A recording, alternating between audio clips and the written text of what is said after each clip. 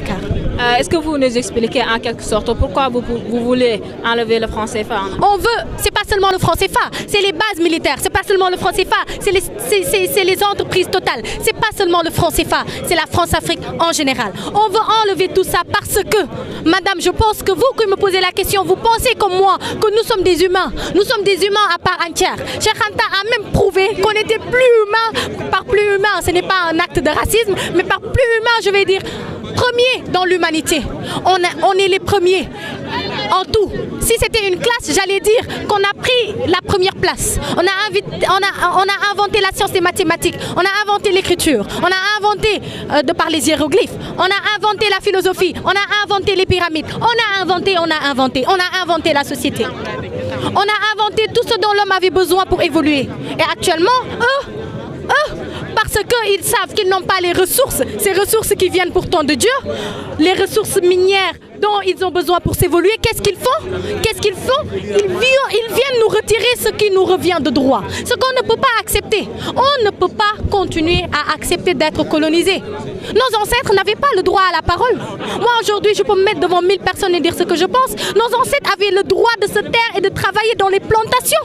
Si aujourd'hui, on dit que Kocc Barma n'est pas un philosophe, alors que celui qu'on dit être le père de la philosophie n'a jamais rien écrit, c'est des questions que la jeunesse d'aujourd'hui doit régler. Si aujourd'hui on traite l'Afrique de barbare, alors que ni Hitler ni Napoléon n'est africain, c'est des questions que nous, la jeunesse d'aujourd'hui, on a le devoir de régler. Raison pour laquelle on ne peut pas rester chez nous, on ne peut pas rester à manger et à boire comme ils le veulent, nègre, ventre plein, nègre content, non. Libération accomplie, nègre d'aujourd'hui content. Si vous avez un message à passer aux Africains en général et Sénégalais en particulier, ce serait quoi? Ce serait d'abord de leur dire qu'ils ne sont pas en train de trahir leur mission et ça se voit. De leur dire qu'on sent jusqu'ici les vibrations de Bamako, les vibrations du Congo, les vibrations de Brazzaville. Oui, on les sent jusqu'ici.